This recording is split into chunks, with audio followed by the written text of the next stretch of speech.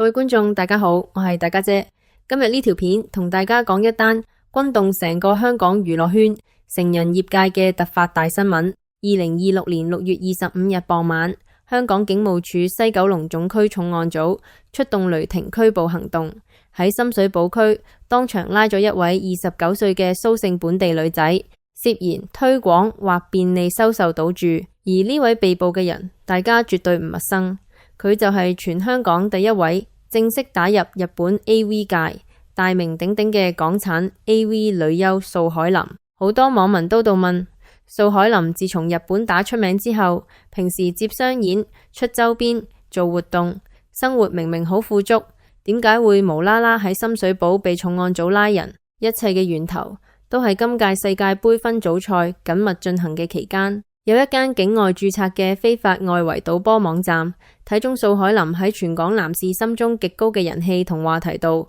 落重本聘請佢做代言人，大肆幫佢哋做推廣，甚至喺被捕前幾日，呢個外圍網站仲專門出動價值千萬嘅超級名車，用超奢華嘅 MV 拍攝手法，幫素海霖拍攝香車美人外圍宣傳片，之後瘋狂上載去 YouTube 同 Facebook， 全方位鋪開推廣，直到事件愈鬧愈大，傳媒大篇幅報道，成功引起警方高度關注之後，喺被捕前一日，亦即係6月24號夜晚，涉事嘅宣傳片先至急急忙忙落架。個外圍網站亦火速刪晒所有素海霖嘅宣傳相，但西九重案組嘅動作比大家想象中更快，隔一日就直搗深水埗，將素海霖拘捕歸案。呢單事一出，所有人心裏面都有兩個極大嘅疑問：第一，呢個非法外圍賭網到底俾咗素海霖幾多代言費，先至令佢夠膽冒住犯法嘅風險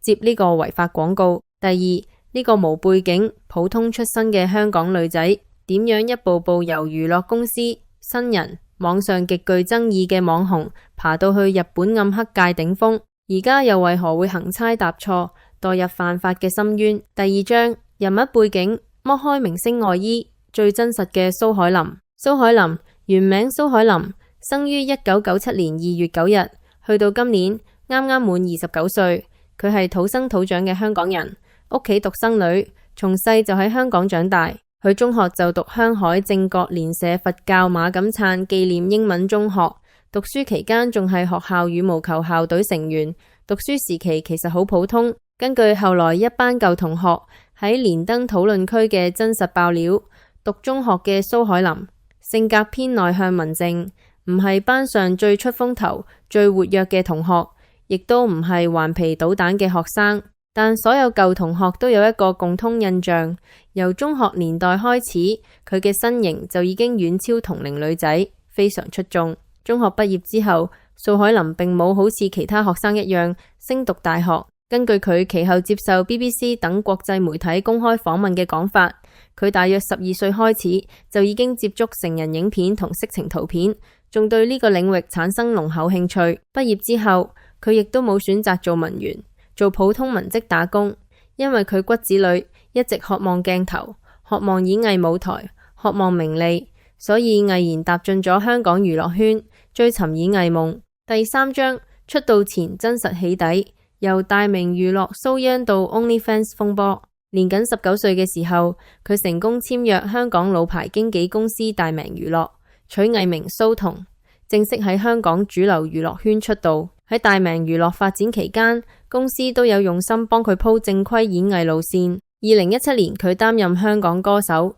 劉浩龍單曲不一定 MV 嘅女主角，同年仲參演咗耀榮文化出品嘅香港電影《鱷魚潭》。只可惜呢部戲拍完之後一直冇機會上映，變成無期擺住，因為冇代表作、冇曝光、冇資源加持，佢喺主流娛樂圈嘅發展平平無奇，星途停滯不前。最終喺2019年中約滿之後，佢選擇唔續約，恢復自由身。離開正規娛樂公司之後，為咗維持收入、保住曝光度，素海霖徹底轉型，做全職網絡主播同兼職網紅 KOL。與此同時，為咗賺取更高更直接嘅收入，佢加入咗當時香港興起嘅付費圖片平台，包括 OnlyFans、Patreon 等等，透過發佈自家拍攝嘅性感私密相短片，靠粉絲每月付費訂閱為生。但大家都知，香港社會表面開放，實際非常保守。一個女仔靠網上發大尺度相享食，必然要承受極大嘅輿論壓力。去到2021至2022年，係佢網紅生涯嘅轉折點。佢獲邀參加 ViuTV 大熱兩性節目《亂講嘢》，喺節目上面毫無避忌，大方分享自己大膽嘅性觀念，仲自爆曾經為咗報復前度出軌，自己都出軌4次。呢番極具爭議、衝擊大眾價值觀嘅言論，令素海霖呢個名徹底爆紅全港網絡，但同時都將佢推上風口浪尖，爭議不斷。第4章轟動全港，自戰日本片商，成為港版女優繪麗奈。2023年3月15號，香港娛樂史徹底被改寫，日本頂級成人片商 FALENO Star 官方正式官宣全新旗下女優繪麗奈，日文名 Elena。而呢位備受關注嘅新人，真實身份正正就係素海霖。佢成為香港有史以來第一位主動進軍日本成人產業，擁有官方正式番號認證嘅港產女優。重點係呢次並非經紀公司安排，亦都冇跨國包裝，完全係素海霖自己夠膽主動寫郵件遞個人資料，親自向日本片商自我推薦，爭取回來嘅機會。佢接受 BBC 訪問嘅時候講過一句好經典嘅話：我一係就唔做，一係就要做最 top 嗰啲。呢單消息傳返香港，簡直係10級地震。一個土生土長香港長大嘅本地女仔，主動去日本拍成人片，呢個決定完全挑戰傳統家庭價值觀，遭到屋企人強烈反對。素海霖後來訪問中透露，基本上同屋企斷絕大部分聯絡，直到今日都唔夠膽面對自己嘅父母。但由商業角度睇，佢呢場豪賭短期內大獲成功。出道第一部作品推出之後，即刻憑住香港首位日本女優嘅獨特光環，直接登頂日本亞馬遜成人電影銷售榜冠軍。出道第一年，佢一口氣推出6部作品，瞬間登上事業巔峰。名氣到咗，財富自然隨之而來。佢月收入即刻飆升到幾十萬，甚至過百萬港元，輕鬆實現普通香港人一輩子都達唔到嘅階級躍升。但成人產業最殘酷嘅真相就係新鮮感永遠有保質期。踏入2025、2026年，傳媒陸續爆出消息，素海霖同日本所屬經理人公司爆發嚴重合約糾紛，直接導致事業停擺，長期冇新作品推出。日本暗黑界競爭極之激烈，新人年年輩出，冇新作曝光就代表被市場遺忘。冇辦法之下，佢只能退而求其次，轉返社交平台，發性感商，開粉絲見面會，搞私密聚會，賣寫真同周邊，靠呢啲方式維持人氣同收入。人氣下滑，大眾審美疲勞，再加上即將踏入30歲嘅年齡焦慮，收入不穩嘅壓力，呢一切都成為佢後來鋌而走險接非法外圍廣告嘅致命伏線。第5章深水埗拘捕核心拆解，外圍賭網到底俾咗幾多錢？而家我哋用最嚴謹、最專業嘅法律邏輯，呢單震動全港嘅深水埗拘捕大案，根據警方官方通報，素海霖今次涉嫌觸犯係香港法例第148章賭博條例入面嘅推廣或便利收受賭注罪名。好多網民都會疑惑，呢個外圍賭博網站自稱喺馬來西亞合法註冊。素海霖被捕之前接受傳媒查詢，亦都強調自己奉公守法，從不鼓吹賭博，仲話廣告宣傳對象唔係香港市場。既然公司註冊喺外國，宣傳目標都係外國人，點解香港西九重案組仍然可以喺深水埗拉人，依法拘捕？香港執業大律師接受媒體訪問嘅時候，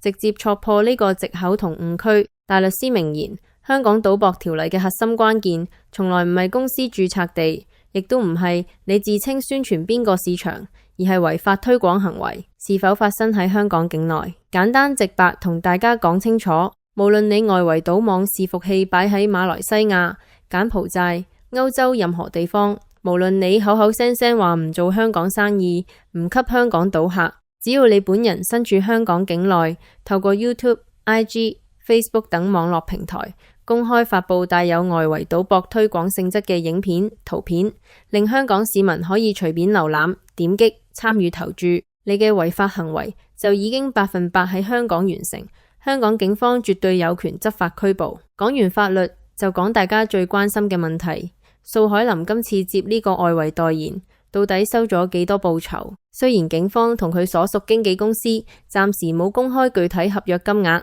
但我哋參考過往同類案件，加上業界內幕消息，可以估計呢筆酬勞極之驚人。據業內人士透露，好似素海霖呢種香港頂流、男性粉絲基數極龐大嘅知名藝人，外圍賭網開出嘅條件極之優厚，每月有幾十萬港元嘅固定死約底薪，仲有最誘人嘅洗馬糧分紅機制，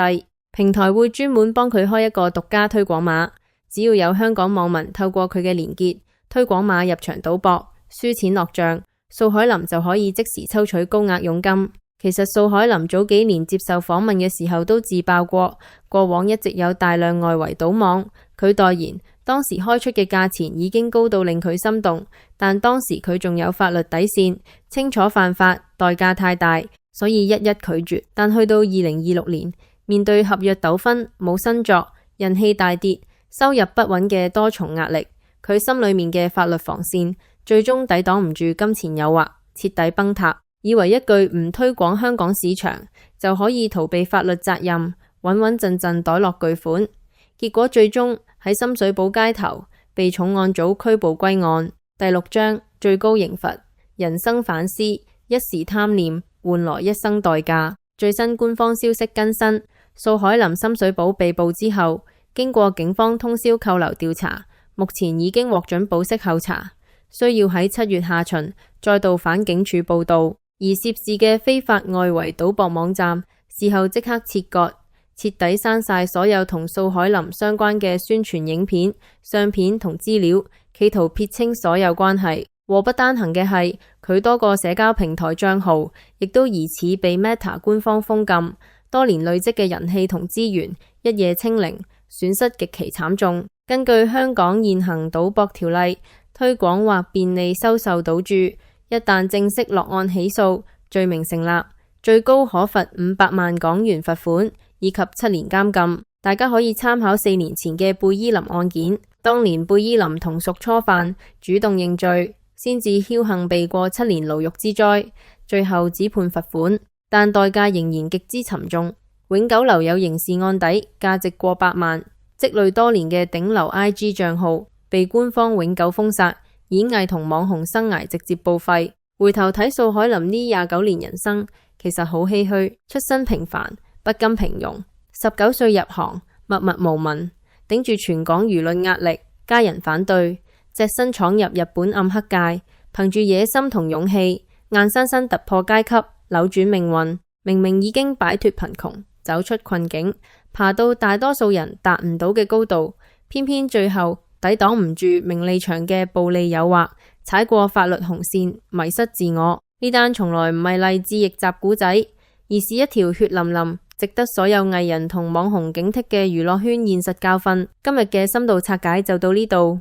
大家點睇素海霖今次貪一時快錢，代言非法外圍，最終深水埗被捕，自毀前程？歡迎喺評論區講出你最真實嘅睇法，記得點讚、分享、訂閱頻道，撳埋小鈴鐺，我哋下一條影片再見。